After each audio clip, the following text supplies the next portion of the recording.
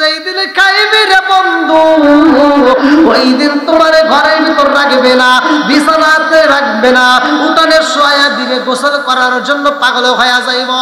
আরে দুনিয়ার মানুষ এত নিষ্ঠুর, পোলাপালে এত নিষ্ঠুর রে ভাই।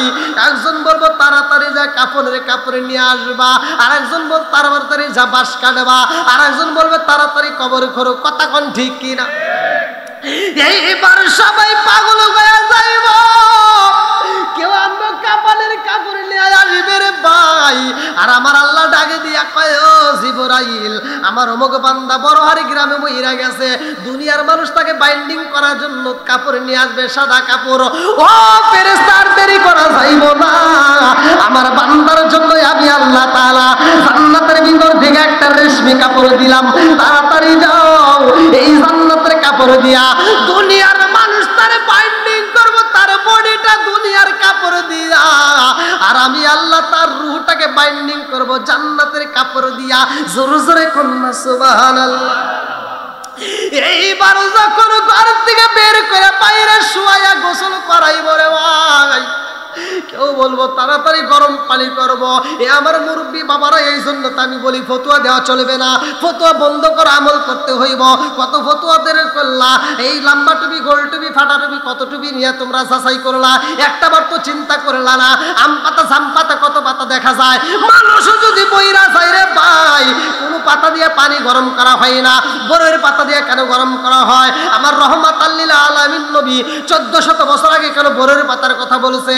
বিজ্ঞানীরা, দার্শনিকেরা রিসার্চ করলো, তারা গবেষণা করে দেখে মানুষ মারা গেলে কেন বরের পাতা দেওয়া হয়। তারা গবেষণা করে দেখে একটা মৃত ব্যক্তির জন্য বরের পাতা দিয়ে পানি গরম করলে যত উপকার হয়, পৃথিবীতে অন্য কোনো পাতা দিয়ে তত উপকার হয় না। জোরে জোরে কন্যা সুবহানাল্লাহ।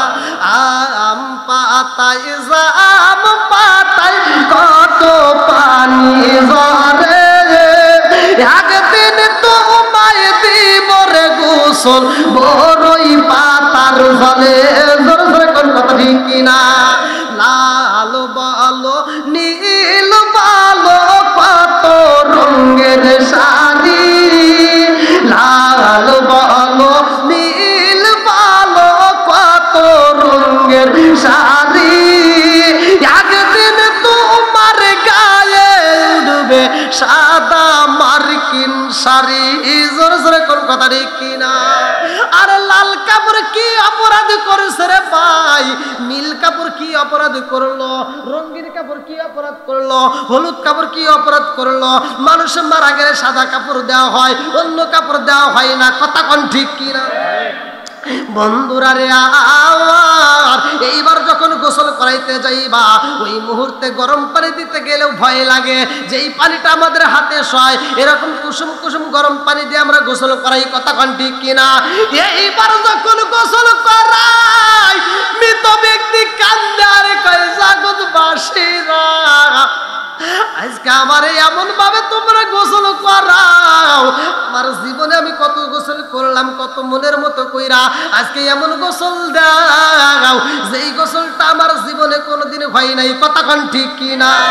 আরে এমন গোসল দেয় রে ভাই, সন্তানটা দরজার পাশে দাঁড়াইয়া আব্বা আব্বা বইলা কান্দে রে, বাবার রুহটা ওই মুহূর্তে কান্দে। বাবা তো আর কথা বলতে পারে না রে ভাই, সন্তানটা কান্দে, স্ত্রীটা কান্দে, মেয়েটা কান্দে, পাড়া প্রতিবেশীরা কান্দে, সব মানুষগুলো পাগল পাড়া হয়ে কান্দে, ওই মুহূর্তে চোখের পানি পালাইয়া কান্দে। বাবার রুহটা ওই মুহূর্তে কান্দে আর কয়, জাদু রে, ও বাবা এত কেন চোখের পানি ফালাইয়া কান্দো রে বাবা? কি চাও রে বাবা? তুমি যা চাইতা আমি তো তাই দিতাম, তোমার তো কোনো কিছুর অভাবে দেই নাই। ও বাবা গো, বাড়ি দিলাম, গাড়ি দিলাম, যা আছে সব দিয়ে দিলাম, তারপরেও কেন কান্দো? আজকে বাবা তো মনের কথা খুইলে কইতে পারে না। আরে বাবা কি কই রে ভাই, আজকে আমরা বুঝি না, কারণ তার জবানটা বন্ধ করছে কে?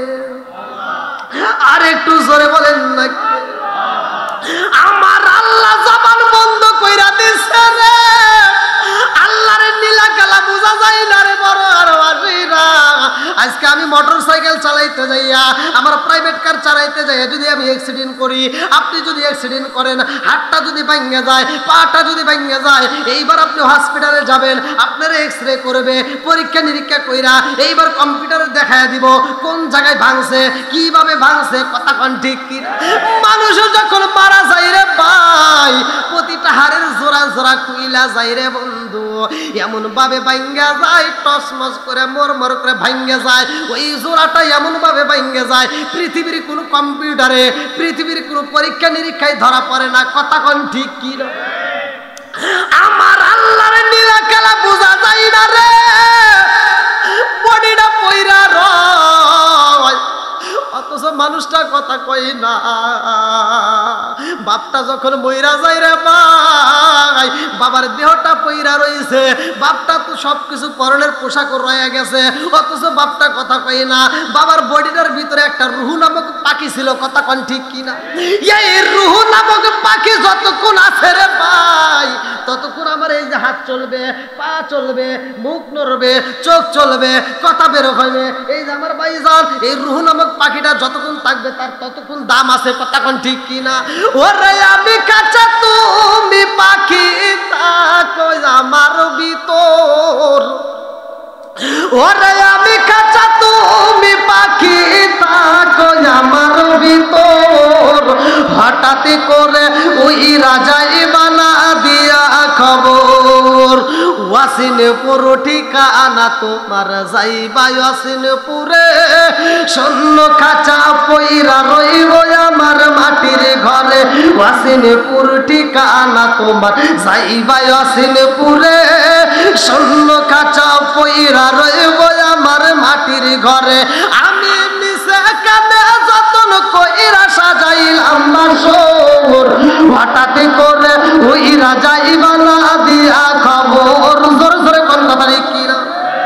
কোথায় ছিল রুহুটা, কোথায় আসলো, কোথায় যাইব, জীবনে কল্পনা করছেন?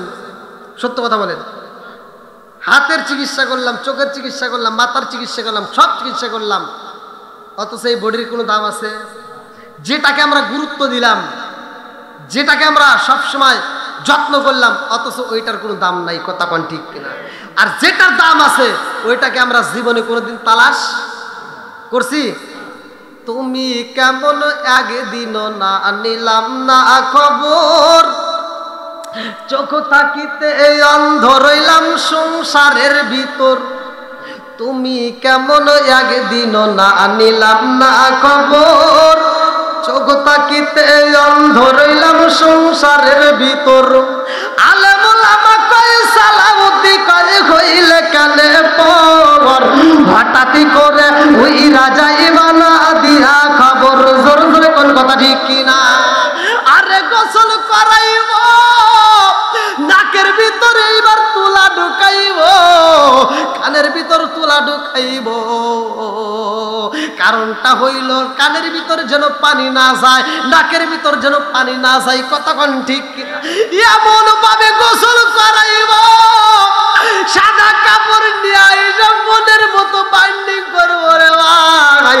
এইবার তোমার জন্মের মতো চকলেটের মতো পেঁচাইয়া, এইবার খাটনিতে শুয়াইয়া যখন জানাজার মাঠে নিয়ে যাইব, এইবার কানবে রুহটা চোখের বালি পালাইয়া, জাগনবাসীরা আমারে তোমরা কোথায় নিয়ে যাও, আমার বাড়ির দিকে কেমনে বের করলা, আমার বাড়ির দিকে বের করো, তোমাদের কি মায়া লাগে না?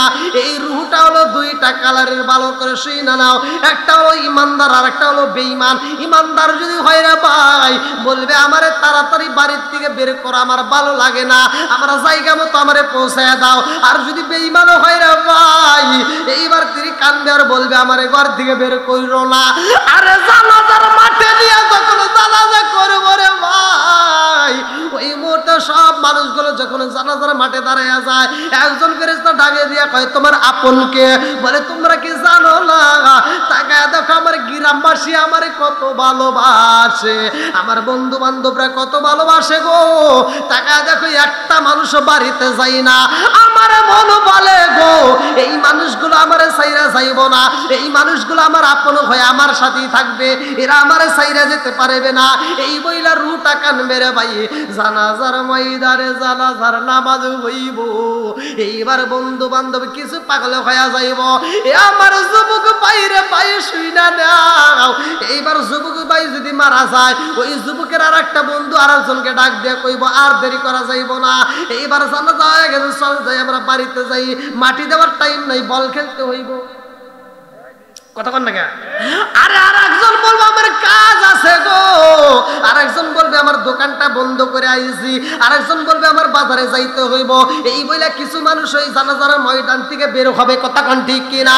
এরপরে তোমারে যখন কাটতে চড়াইলা কবরের দিকে যখন নিয়ে যাইব, ওই মুহূর্তে চোখের পানি ফেলায় কান্দে আর বলবে আমার আপন বলতে বুঝি এই মানুষগুলো আমারে ছাইরা যাইবে না।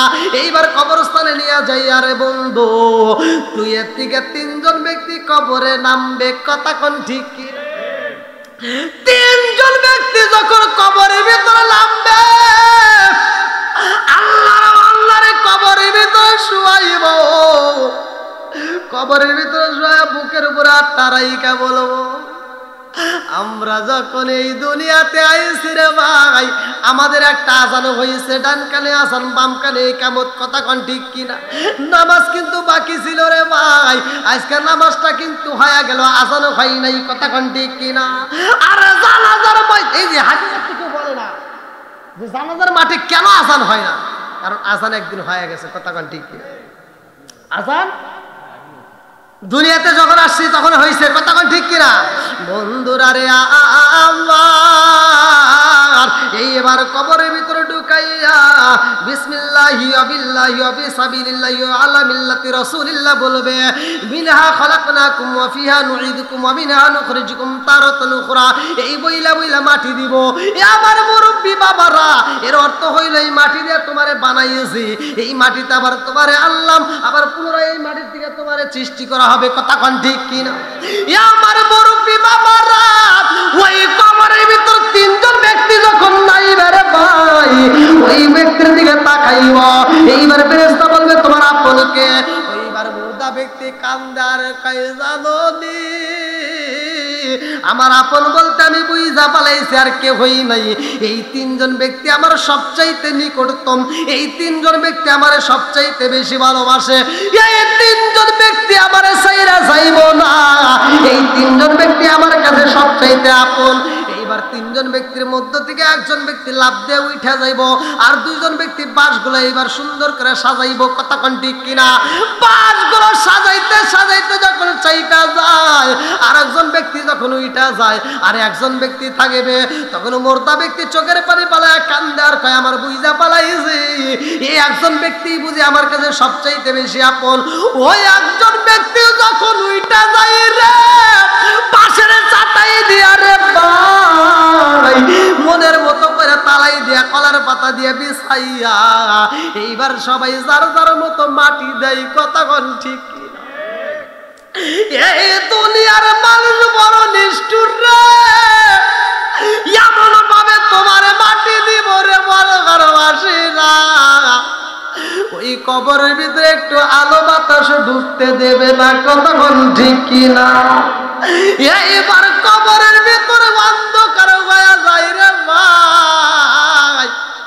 যদি নামাজিওয়ালা ব্যক্তি হয় রে ভাই, তাইলে তার আনন্দের কোনো সীমা নাই। নামাজিওয়ালা ব্যক্তি হইলে কবরের ভিতরে বাজান রে রুম্মান নামক একজন ফেরেশতা আসবে, মুনকার নাকির আগে আসবে, ভালো করে শুনে নাও, তার আগে রুমান নামক একটা ফেরেশতা আসবে। ওই মুহূর্তে কবরের ভিতরে তাকে উঠানো হইব। যদি ইমানদার হয় এইবার ডাইনে তাকায় দেখে মাটি, বামে তাকায় হাত দিয়ে দেখবে মাটি। কারণটা কি? উপরে দেখবে মাটি, নিচেও দেখবে মাটি, সব জায়গায় মাটি। এইবার আবল তাবল গিরি করা শুরু করে দিব। কারণ কি? অন্ধকার হয়ে গেছে। অন্ধকারের কারণটা কি? অন্ধকার ঘরের ভিতর হাউমাউ করে কান্দা শুরু করে দিব। বলবো তুমি কেন কান্দো? বলে আমি এজন্যই কান্দি রে, আমি কখন ঘুমাইছি আমি জানি না, রাত হয়ে গেছে, আমার কি নামাজ পড়তে হবে না? আল্লাহু আকবার। আমার নামাজের সময় চলে যায়, আমি নামাজে পড়বো, নামাজে চাই, ওই মুহূর্তে ওই ফেরেশতা বলবো আর তোমার নামাজ নাই। বলে কারণটা কি? বলে সব আমল তোমার বন্ধ হয়ে গেছে, সব আমল তোমার বন্ধ হয়ে গেছে। এই আমলটা কোন সময় বন্ধ হয় জানেননি? যখন মালাকুল মউত আসবে ওই মুহূর্তে ঘরের ভিতরে বাজান আমার আল্লাহ ফেরেশতারে পাঠাইয়া দেয়। ওই ফেরেশতা আসার আগ মুহূর্তে ডান কাঁধে একটা ফেরেশতা, বাম কাঁধে একটা ফেরেশতা, কিরামান কাতিবিনা ইয়ালামুনা মা তাফআলুন।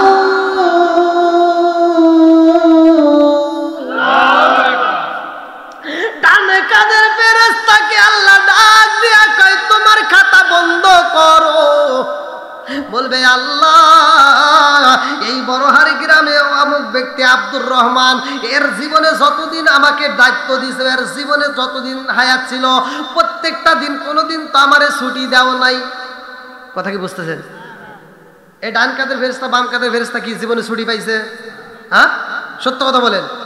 ঈদের দিন কোনোদিনও আর ছুটি। আপনি যে মাহফিলে আইছেন ওরা কি আইছে? কয় না। আচ্ছা, আপনারা কি আমার কথা বুঝতেছেন ভাই নাকি কষ্ট হইতেছে? সত্য কথা বলেন। আমি আপনারা বুঝবেন না আর আমি ওয়াজ করবো, হে ওয়াজ করবো না। আমি ভাঙ্গে ভাঙ্গে কথা বলতেছি, কষ্ট হইতেছে? আমি কিন্তু খুব অসুস্থ, তারপর আমি কথা বলতেছি। ওই যে আমার ভাইরা জানে যে আমি অ্যান্টিবায়োটিক ওষুধ খাচ্ছি, একটানা 28 দিন চলবে, খুব কষ্টের ভিতরে আছি। তো যাই হোক, অসুস্থতার মধ্য দিয়ে ওয়াজ করতেছি, কিন্তু কোনো জায়গায় আমি বলি না যে আমি অসুস্থ, কোনো মাহফিলেই বলি না, কারণ এটা বলে কোনো লাভ নাই। শ্রোতা আমাকে ছাড়বেও না আর ওই ফতোয়া জেনে চলবেও না, তাই না? আর আমি যদি প্রথমেই উঠে যদি বলতাম যে আমি অসুস্থ, তখন জনগণ করতে জানি সব হুজুরের ডায়লগ, তাই না? এরা কইতো যে সব হুজুরেরই এই ডায়লগ দেয়। তা আমি এই ডায়লগ চলি না, আমি ডায়লগ যদিও কই লাস্টে কই যেটা সত্য সেটা আমি বলি। আর আপনারা কণ্ঠের ভয়েসে কিন্তু পাচ্ছেন যে আমি কি কষ্ট করে কথা বলতেছি। তো যাই হোক, আপনাদের কি কষ্ট হইতেছে? আর একটু চলবে? সত্য কথা বলেন, চলে নাকি এমনি পাম্প? আচ্ছা, আল্লাহ আকবার বলেন। তাহলে ডান কাঁধে একটা কি আছে, বাম কাঁধে দুজনের কাছে দুইটা ডায়েরি। এবার ভালো করে শুনে নেন, এই ডায়েরিটা আবার আল্লাহ কেমন ডায়েরি দিছে দেখেন। আমরা ক্লাস 1-এ যখন পড়তাম একটা খাতা ছিল, ওই খাতা দিয়ে কি 2-তে পড়ছি? চলে নাই। আবার 2-তে যেটা পড়ছি 3-তে ওটা চলে। তাহলে এমন একটা ডায়েরি আল্লাহ তাআলা দিল, আর এমন একটা কলম দিল যেই কলমের পরিবর্তন নাই, যেই ডায়েরিও কোনোদিন বুক হয় না। সুবহানাল্লাহ দিছে কে? এবার উনি এই যে কলমটা চালাইতেছে, বড়হরের আব্দুর রহিম যখন যায় উল্লাপাড়া চলবে, ঢাকা যাও, ও যেখানেই যাক যাও, ওর পিছনে পিছনেই থাকবা। সব সময় আপনার উপরে এই খাতাটা খুইলে নিয়ে বসে রয়েছে, কোনোদিন এই খাতাটা একটা সেকেন্ডের জন্য বন্ধ করে না, চলতেই থাকে। আপনি মাহফিলে আসছেন, আপনি মাহফিলে যখন প্রথমে আসছেন, বাড়ির থেকে যখন নিয়ত করে পা ফেলাইছেন, তখন থেকে ওই ডায়েরিতে খালি সব লিখতেইছে। সব কি করতেছে? লিখতেইছে। এই লেখা কিন্তু একটা সেকেন্ডের জন্য বন্ধ করে নাই, লেখা চলতেইছে। আর বাম কাঁধের ফেরেশতার লেখাটা কি বন্ধ হয়ে রয়েছে। সুবহানাল্লাহ। ডান কাঁধেরটা চলে, বাম কাঁধেরটা ডাইনেরটা চলে। কারণ আপনি যখন নিয়ত করে মাহফিলে আসছেন, এই যেমন একটা হলো ইমান, একটা হলো কি ইমান। আমি একের কাজ করলাম, মানে ইমান আগে তৈরি করলাম, 1 দিলাম। 1-এর পরে আমি যত শূন্য দিব, 1-এর দাম বাড়বে না কমবে? কথা বুঝতেছেন? আর আমি যদি এই 1-এর কাজ মানে ইমান আমার না থাকে, ইমান যদি না থাকে, তাহলে এখন ডাইনে না দিয়ে বামে শূন্য দিলে 1-এর মূল্য আছে? মূল্য আছে? নাই। তাহলে আল্লাহ তাআলা দেখেন কত ভালোবাসে। এই ফেরেশতা কলম চালাইতেছে, মাহফিলে আসছিল কলম চালাইতেছে, বাজারে যেতেছেন কলম চালাইতেছে। আপনি যখন নেক কাজ করবেন সাথে সাথে ও সব লিখতেছে, আর যখন আপনি বদ কাজ করবেন বাম কাঁধের ফেরেশতা তখনই লিখতেছে। এই দুইজনের একজনকে ফাঁকি দেওয়ার মতো কোনো অপশন আল্লাহ ডাকে দিয়া কয়, ও ফেরেশতা এইবার ডায়েরি বন্ধ করো। আর ডান কাঁধের ফেরেশতা কান্দার কয়, আল্লাহ গো এই বড় হারের আব্দুর রহিম জীবনে তো তার পিছনে কত ডিউটি করলাম, কোনোদিন তো আমারে ছুটি দেও নাই, কোনোদিন ডায়েরি বন্ধ করতে বলো নাই, আজকে কেন বন্ধ করতে বললা? আল্লাহ ডাক দিয়া কয় ও ফেরেশতা, আজকে ডায়েরি বন্ধ করে পালাও, এই ডায়েরি আর জীবনে খোলা লাগবে না। ওই ফেরেশতা ডাক দিয়া কয় আল্লাহ গো মালিক, এই বড় হারের আব্দুর রহিম ভাইকে আর আমল করবে না, তার জীবনে কি আর নেক আমল হবে না? আল্লাহ ডাকে দিয়া কয় আর নেক আমলের দরজায় আমি আল্লাহ তালা মাইরা দিছি, আর জীবনে একটা নেক আমল করতে পারবে না, এই জন্য ডায়েরিটা বন্ধ করে ফেলাও। ওই ফেরেশতা বন্ধ করবে, বাম কাদের ফেরেশতাকে আল্লাহ ডাক দিয়ে কয় তুমিও বন্ধ করো। বাম কাদের ফেরেশতা কয় আল্লাহ তোমার বান্দার জীবনে কি আর কোনোদিন গুনাহ করবে না? বলে আমার বান্দা জীবনে একটা গুনাহ করবে এমন সময় আর তার নাই, ওর বদ আমলের দরজায় আমি আল্লাহ তালা মাইরা দিছি। এইবার বদ আমলের দরজাটা তালা মাইরা দিছে, আর ডান কাদের ফেরেশতা বাম কাদের ফেরেশতা দুইজনে ডায়েরি বন্ধ করে রে ভাই, দুইজনই বন্ধ করে পালাইব। রিজিকের একজন ফেরেশতা আছে, ওই ফেরেশতাকে আল্লাহ ডাক দিয়া কয় তুমি চলে আসো। ওই ফেরেশতা কয় আল্লাহ তোমার বান্দা জীবনে কত খাবার খাইছে, কোনোদিন তো আমারে ডাক দাও নাই, আজকে কেন ডাক দিলা? তোমার বান্দাকে আর কোনো খাবার খাইব না, তোমার বান্দার কি আর কোনো খাবার নাই? আল্লাহ ডাক দিয়া কয় আমার বান্দার একটা দানা খাইও, এক লোকমা খাবার খাইবো, এমন খাবার এই জমিনের মধ্যে আমি আল্লাহ রাখি নাই, আর রিজিকের দরজায় আমি আল্লাহ তালা মাইরা দিছি। আল্লাহু আকবার। দুনিয়ারে কেউ আপন না রে ভাই, দুনিয়ার সব মানুষ বন্ধু বান্ধব দূর হয়ে যাইব, একমাত্র কবরে আমার আপনার নবী আইব। আল্লাহু আকবার। কবরের ভিতর যখন ঢুকাইয়া দিছে অন্ধকার বানাইয়া রে ভাই, তোমার বন্ধু বান্ধব সবাই চইলা যায়, তোমার বাবা চইলা যায়, তোমার চাচা চইলা যায়, তোমার আত্মীয় স্বজন সব মানুষ চইলা যায়।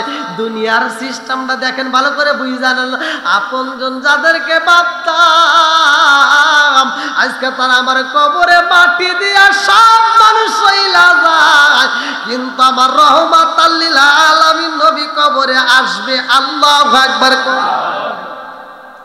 আমার নবী সরাসরি কবরে হাজির হবে, আর ওই বান্দাকে প্রশ্ন করা হবে তোমার রবকে, তোমার দ্বীনকে। আন-নাবিয়্যু আওলা বিল মুমিনিনা আনফুসাহুম, জানের চাইতে যিনি বেশি নিকটে, এই নবীটার কথা বলা হবে যে তোমার নবীকে।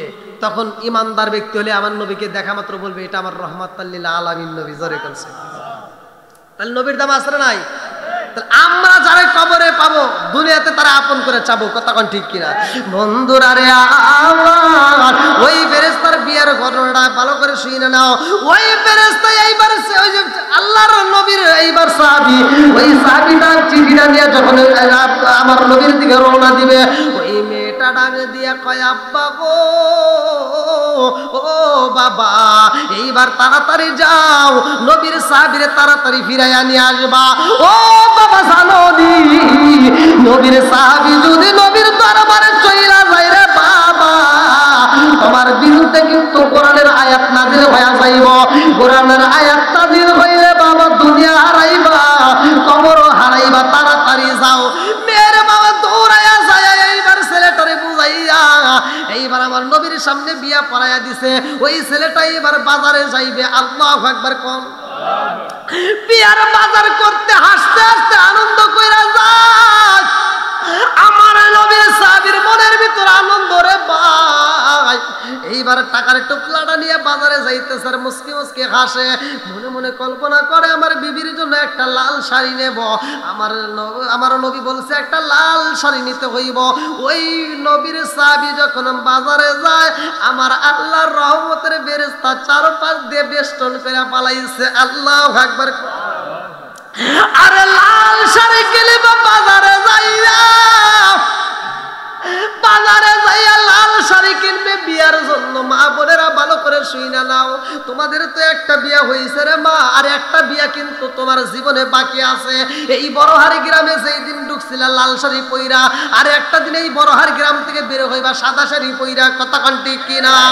এইবার নবীর সাহাবী যখন লাল শাড়ি কিনবে রে ভাই, লাল শাড়ির দিকে তাকাইছে। দোকানদার ডাক দিয়ে কয় কি লাগবো? বলে আমার একটা লাল শাড়ি দাও, বিয়ের জন্য লাল শাড়ি প্রয়োজন।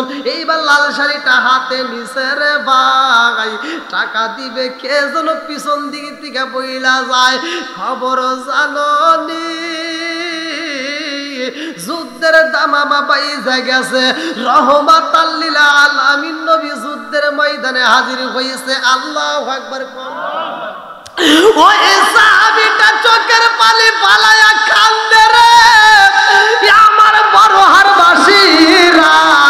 দুইটা চোখের পানি ফালায়া কান্দে আর কয় দোকানদার ভাই, ও দোকানদার ভাই, লাল শাড়ি চাইছিলাম রে ভাই, আমার লাল শাড়ির দরকার নাই, এই মুহূর্তে আমি লাল শাড়িটা নিতে পারবো না। দোকানদার বলে কেন পারবা না? বলে বাইরে ভাই আমি এই মুহূর্তে যুদ্ধের পোশাক চাই। আল্লাহু আকবার। আমি এই মুহূর্তে যুদ্ধের পোশাক চাই। দোকানদার ডালে দিয়া কয় কারণ কি রে ভাই? চাইলা বিয়ার জন্য লাল শাড়ি, এখন চাইলা যুদ্ধের পোশাক, যুদ্ধের জন্য অস্ত্র, কারণটা কি? এইবার নবীর সাহাবী দুইটা চোখের পানি পালায়া কান্দে আর কয় আমি যদি বিয়া করি গো আমি সব পাবো, আমার নেক আমল হইব। আমি যদি বিয়া না করি আমার গুনাহ হইব, এটা আমার ব্যক্তিগত ব্যাপার। আমি বিয়া করলে আমার সওয়াব হইব, না করলে গুনাহ হইব। আজকে আমার রহমাতাল লিল আলামিন নবী যুদ্ধের ময়দানে রে ভাই, আর আমি যদি যুদ্ধের ময়দানে না যাই, আমার নবীকে যদি ভালো না বাসি, আমার ঈমান তো নাই। কারণ আমার নবী হইল আমার ঈমান, সওয়াব হইল আমার নিজস্ব ইনকাম, আর নবী হইল আমার ঈমান। জোরে জোরে কন্না সুবহানাল্লাহ। নবী আমার কি? আমার নবী হইল ঈমান। আমার নবী যুদ্ধের ময়দানে রে ভাই, আর আমি যুদ্ধের পোশাক না কিনে যদি আমি বিয়ার শাড়ি কিনি, এই বিয়ার শাড়ি কিনে আমার নবীর সামনে দাঁড়াইতে পারবো না। যুদ্ধের ময়দানে যাব রে ভাই, যুদ্ধের পোশাক চাই। এইবার যুদ্ধের পোশাক কিনে ভালো করে শুনে নাও, কিতাবের ভিতর উল্লেখ করা হয় যুদ্ধের পোশাক কিনা, একটা তলোয়ার কিনা, একটা তলোয়ার কিনা। এইবার যুদ্ধের পোশাকটা গায়ে লাগাইয়া একটা নতুন একটা রুমাল চাই। দোকানদার ডাক দিয়া কয় রুমাল দিয়া কি করবা? বলে আমি কি করবো রে ভাই জানো নি, আমি আইছে বিয়ার বাজার করতে। আজকে যদি বিয়ার বাজার না করে যুদ্ধের পোশাক কিনা, আমার নবীর সামনে দিয়ে আমি যুদ্ধের ময়দানে যাই, আমার নবী আমার যুদ্ধের ময়দানে যাইতে দিবে না। আমার নবী বুঝি কষ্ট পাইব, আমারে বিয়ার রাত্রে বাসর করে পাঠাইব। এই জন্য আমি বাসর করে যাব না, কারণ আমার নবীকে যুদ্ধের ময়দানে রেখে আমি বাসর করতে পারবো না। আমার একটা রুমাল দিবা রে ভাই, যেই রুমাল দিয়া আমার নবীর সামনে দিয়ে আমার মুখটা আমি নিজে ডাইকা আমার নবীর সামনে দিয়ে আমি যুদ্ধের ময়দানে যাব। আল্লাহু আকবার।